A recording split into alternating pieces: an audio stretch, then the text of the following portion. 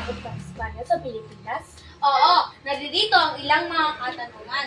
Francine, ano nga ba ang naging rason kung bakit tayo sinakop ng Espanya? Dahil lang sa tatlong rason, ang tawag dito ay tatlong G, Gold, God at Glory. Dave, sino ang pangunahing Espanyol na pumunta dito sa Pilipinas? Ang pangunahing Espanyol na pumunta sa ating bansa ay si Ferdinand Magellan. Pumunta siya sa ating bansa noong 1521.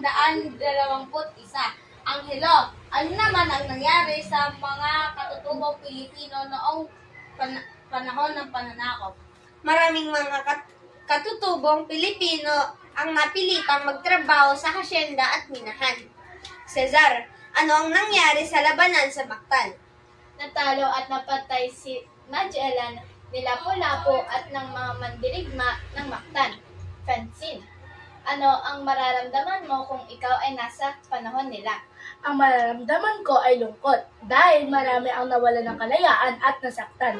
Dave, ano ang mararamdaman mo kung ikaw ay sa panahon nila? Ang aking mararamdaman ay pagkalito dahil biglang nagkaroon ng Kristyanismo at ilang mga batas. Anghelo, ano naman ang iyong mararamdaman sa panahong ito?